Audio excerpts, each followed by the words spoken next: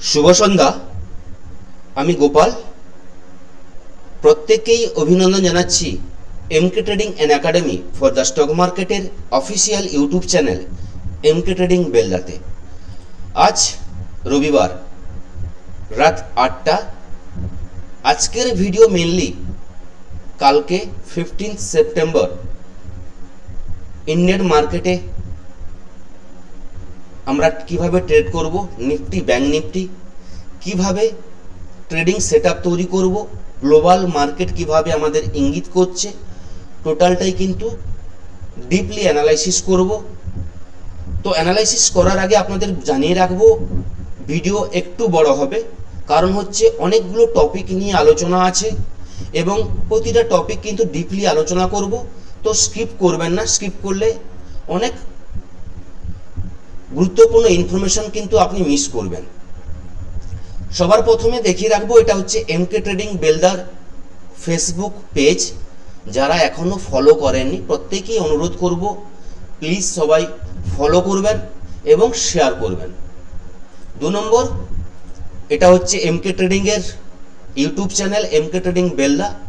যারা নতুন এসেছেন ভিডিও দেখছেন প্রত্যেকেই বলবো যারা এখনো সাবস্ক্রাইব করেননি সবাই করে নিন। বেল আইকনে গিয়ে অলে ক্লিক করে অল সিলেক্ট করবেন, যাতে এমকে ট্রেডিং বেলদার পক্ষ থেকে যা কিছু ভিডিও যা কিছু ইনফরমেশন এখানে আপলোড হবে আপনার কাছে কিন্তু নোটিফিকেশানে কিন্তু প্রথম আসবে। তো প্রত্যেকেই বলবো এমকে ট্রেডিং বেলদার ইউটিউব চ্যানেলটাকে সাবস্ক্রাইব করুন এবং আপনার নিয়ার এবং ডেয়ার প্রতিটা কলিগের কাছে কিন্তু শেয়ার করবেন। আপনাদের হেল্প অবশ্যই লাগবে এমকে ট্রেডিং বেলদাকে কিন্তু বড় হতে গেলে। এবার নিফটির অ্যানালাইসিস করতে যাওয়ার আগে আরও কয়েকটা জিনিস আপনাদের সঙ্গে শেয়ার করে রাখবো, কারণ হচ্ছে নেক্সট উইক 15 সেপ্টেম্বর থেকে 19 সেপ্টেম্বর একটা ইভেন্ট বেস মানে মার্কেট চলবে। পুরো উইকটাই কিন্তু নিউজে ভরা।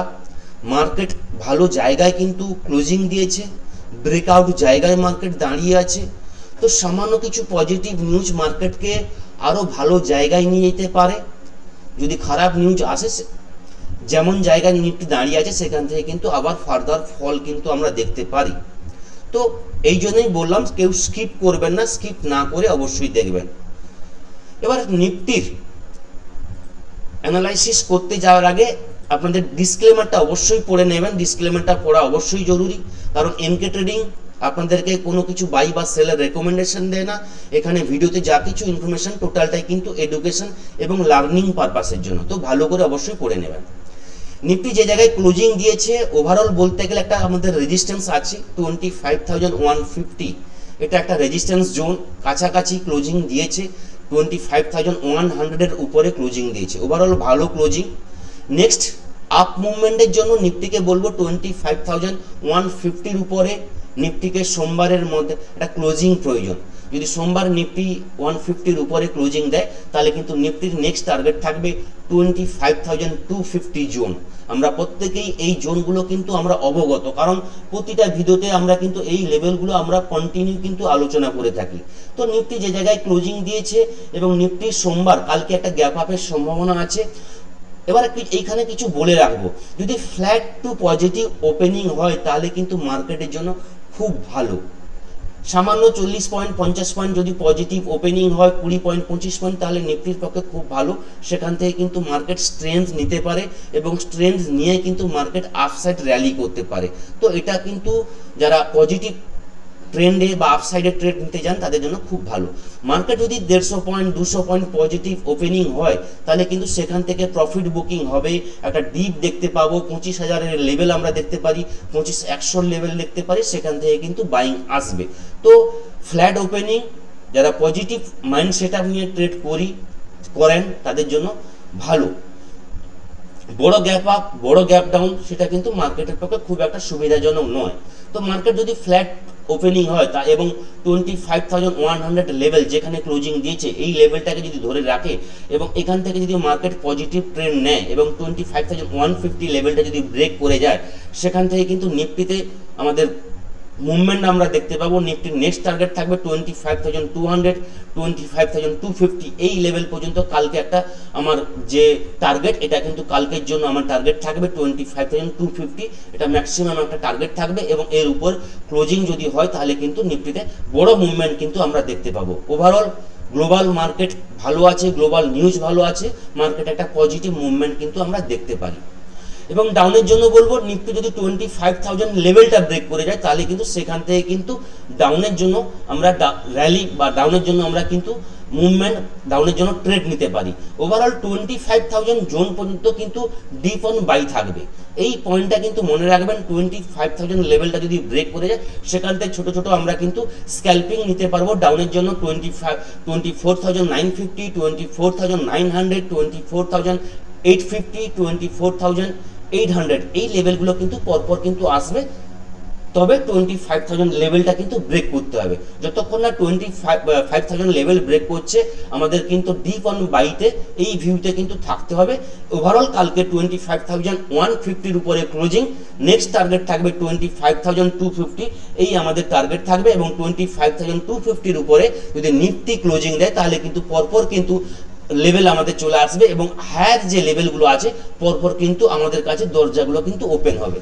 এবার যদি ব্যাংক নিফটির আমরা অ্যানালাইসিস করি, ব্যাংক নিফটিতেও আমরা দেখব, এটা ডেইলি ক্যান্ডেলে আপনাদের দেখাচ্ছি। ডেইলি ক্যান্ডেলে ব্যাংক নিফটিও কিন্তু যে লো হয়েছিল 53,550 কাছ থেকে সেখান থেকে কিন্তু বাউন্স নিয়েছে এবং হালকা হালকা ভাবে কিন্তু ব্যাংক নিফটি কিন্তু একটা র্যালি করছে। এবার ব্যাংক নিফটি যেখানে ক্লোজিং দিয়েছে 54,810 যে জায়গায় ক্লোজিং দিয়েছে এই লেভেলটার উপরে যদি কালকে ব্যাংক নিফটি ট্রেড করা শুরু করে সেখান থেকে কিন্তু ভালো একটা মুভমেন্ট আমরা দেখতে পাবো। ওভারঅল 55,000 এই লেভেলটা মনে রাখতে হবে। ব্যাংক নিফটি যদি 55,000 এর উপরে ট্রেড করে এবং এর উপরে যদি ক্লোজিং দিতে পারে সোমবার 2-1 দিনের ভিতরে, সেখান থেকে কিন্তু একটা পজিটিভ মুভমেন্ট আসবে ব্যাংক নিফটিতে, যেখানে ব্যাংক নিফটি 55,500 এবং 56,000 এর জন্য কিন্তু আমরা পরপর কিন্তু ট্রেড নেব। ওভারঅল 55,000 এর উপরে ক্লোজিং ব্যাংক নিফটির পক্ষে কিন্তু একটা ভালো মোমেন্টাম কিন্তু আমরা ক্যাপচার করতে পারবো আপসাইডের জন্য। এবার যদি ব্যাংক নিফটি ডাউনের জন্য ট্রেড নিই তাহলে বলবো ব্যাংক নিফটি যদি 54,500 লেভেলের নিচে ব্যাংক নিফটি স্টে করতে পারে মিনিমাম 5 থেকে 10 মিনিটস, সেখান থেকে কিন্তু ডাউনের জন্য একটা আমরা ট্রেড নেব, যেখানে ব্যাংক নিফটির একটা ম্যাক্সিমাম যে ডাউনের ট্রেড হতে পারে 54,350 এবং 54,000 পর্যন্ত একটা ব্যাংক নিফটির আমরা কিন্তু একটা প্রফিট বুকিং আমরা দেখতে পারি। ওভারঅল যতক্ষণ না 54,500 লেভেলের নিচে ব্যাংক নিফটি ট্রেড করছে ব্যাংক নিফটিটা ডিপ অন বাই থাকবে এবং ব্যাংক নিফটি যেখানে ক্লোজিং দিচ্ছে সেই লেভেলটার উপরে যদি সোমবার ট্রেড করে সেখান থেকে কিন্তু আপনাকে বাইং এর জন্য কিন্তু ট্রেড নিতে হবে। এবং ওভারঅল আমি বলবো যে স্ক্যাল্পিং করুন, মার্কেট নিউজ বেসড চলছে, নেক্সট উইকও কিন্তু বড় বড় ইভেন্ট আছে, তো মার্কেটে স্পাইক আসবে, মোমেন্ট আসবে, যে কোনো ক্যান্ডেলে মোমেন্টাম আসতে পারে, তো আপনার স্ক্যাল্পিংটা কিন্তু বেস্ট হবে। বড় রিস্ক বড় রিওয়ার্ডের জন্য আপনার কিন্তু স্ক্যাল্পিং খুব ভালো হবে, যেখানে আপনার রিস্কটা কিন্তু কম থাকবে। ওভারঅল যদি গ্লোবাল আমরা মার্কেটগুলো আপনাদের একটু দেখিয়ে দিই তাহলে বলবো ট্রাম্পের নিউজ চলছে, ট্রাম্প আবার চায়নার উপর ট্যারিফ লাগাতে যাচ্ছেন, তো এইসব নিউজ কিন্তু ট্যারিফের নিউজ আমাদের প্রতিদিন মার্কেটে চলতেই থাকবে যতক্ষণ না এই নিউজটা একটা মানে এন্ড হচ্ছে। তো এই নিউজ প্রতিদিন চলবে। ট্রাম্পের নেচার আমরা প্রত্যেকেই জেনে গেছি, তো রিটেল যে ট্রেডার আমরা আছি প্রত্যেকের কিন্তু এই নিউজটাকে কিন্তু ফলো করতে হবে, কারণ এই নিউজের ফলে কিন্তু সমস্যা হচ্ছে আমাদের যারা রিটেল ট্রেডার প্রত্যেকের কিন্তু সমস্যা হচ্ছে, সেই জায়গায় এই নিউজটা আমাদের কাছে খুব বেদনাদায়ক। সঙ্গে যদি গ্লোবাল মার্কেট আমরা দেখে নিই, গ্লোবাল মার্কেট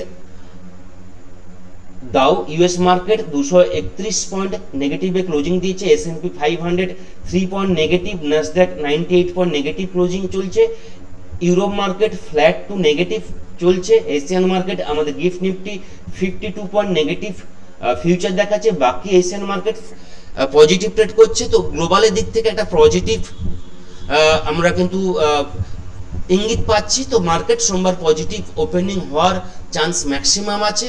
এফআইদের পক্ষ থেকে যদি আমরা দেখে নিই, ফ্রাইডে এফআইদের কিন্তু বাইং হয়েছে 129 কোটি টাকার এফআইরা বাইং করেছে শুক্রবার দিন, যেখানে ডিআইরা 1,556 কোটি টাকার বাইং করেছে।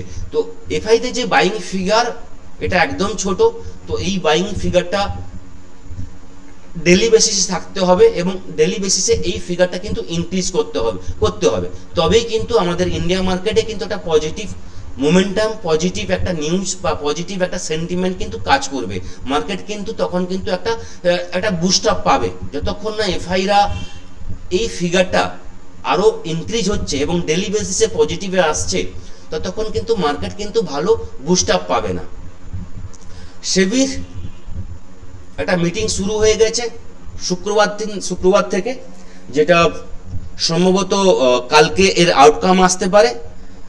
সেবি চাইছে এফএনও যে আমরা ট্রেড করছি, এফএনও সেগমেন্টের যে আমাদের উইকলি এক্সপায়ারি আছে, সেই উইকলি এক্সপায়ারির কিছু চেঞ্জেস হতে পারে।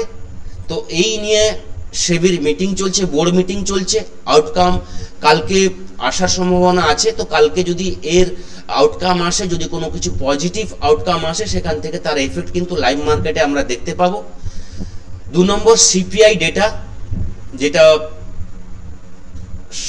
সাইটগুলো মানে অনেক স্লো চলছে, তো আমি জাস্ট বলে দিই আপনাদের। সিপিআই ডেটা আগস্ট মাসে যে সিপিআই ডেটা এসছে, যেটা আমাদের এক্সপেকটেশন ছিল মার্কেটের 2.11, যেখানে এসছে 2.7। তো যা এক্সপেকটেশন ছিল তার চাইতে ভালো এসছে। তো এটা একটা পজিটিভ নিউজ মার্কেটের পক্ষে। হ্যাঁ, সেবির যেটা বলছিলাম, উইকলি যে আমাদের এক্সপায়ারি আছে সেটা চেঞ্জ হতে পারে। তো এর আউটকাম কিন্তু কালকে আসার আছে। এবং সিপিআই ডেটা আপনাদের বললাম 2.7 এসছে, তো ভালো এসছে। সঙ্গে বলে রাখি ফেডের রেড কার্ড নিয়ে সম্ভবত 19 সেপ্টেম্বর ফেডের রেড কার্ডের সম্ভাবনা আছে। যেভাবে নিউজ আসছে, যেভাবে আমরা বিভিন্ন চ্যানেলে দেখতে পাচ্ছি, সম্ভবত 25 বেসিস পয়েন্ট রেড কার্ড হতে পারে। যদি 25 বেসিস পয়েন্ট রেড কার্ড হয় ইউএসের ফেডের রেড কার্ড, তাহলে এটা কিন্তু পাওয়াল স্যার বলতে পারবে এটা হচ্ছে 19 সেপ্টেম্বর সম্ভবত হওয়ার আছে। যদি রেড কার্ড হয় তাহলে কিন্তু মার্কেটে একটা পজিটিভ মোমেন্টাম আমরা দেখতে পারবো বা পজিটিভ র্যালি কিন্তু মার্কেটে আসবে। তো নিউজ বেস মার্কেট আছে, নেক্সট উইক মার্কেটে মোমেন্টাম আসবে। যদি পজিটিভ নিউজ, প্রতিটা নিউজ পজিটিভ আসে, তাহলে কিন্তু মার্কেট এখান থেকে কিন্তু একটা ভালো বুস্ট আপ পাবে এবং হাইয়ের দিকে কিন্তু নিফটি পরপর ওভারঅল মার্কেট কিন্তু যেতে থাকবে। বললাম মার্কেট নিফটি আমাদের একটা রেজিস্ট্যান্স জোনের কাছে দাঁড়িয়ে আছে এবং যদি ব্রেকআউট হতে হয় তাহলে কিন্তু এই নিউজগুলো প্রতিটা কিন্তু পজিটিভের জন্য পজিটিভ হতে হবে। পজিটিভ হলে কিন্তু তবেই কিন্তু মার্কেট একটা নতুন ব্রেকআউটের দিকে পরপর কিন্তু এগোবে। যদি নিউজ খারাপ আসে তাহলে কিন্তু তার এফেক্ট আমরা কিন্তু দেখতে পাবো লাইভ মার্কেটে। সেটা কিন্তু ডেইলি বেসিসে যে আমরা অ্যানালাইসিস ভিডিও করি বা লাইভ মার্কেটে কিন্তু আপনাদের সঙ্গে শেয়ার করব। তো এই থাকলো কালকে সোমবারের জন্য। নেক্সট উইকের জন্য সামান্য কিছু আপনাদের ইনফরমেশন। যদি ভিডিওগুলো ভালো লেগে থাকে তাহলে প্রত্যেকেই বলবো লাইক শেয়ার অবশ্যই করবেন। এমকে ট্রেডিং বেলদার পাশে থাকবেন, প্রত্যেকেই কিন্তু সহযোগিতা করবেন। থ্যাংক ইউ, ধন্যবাদ।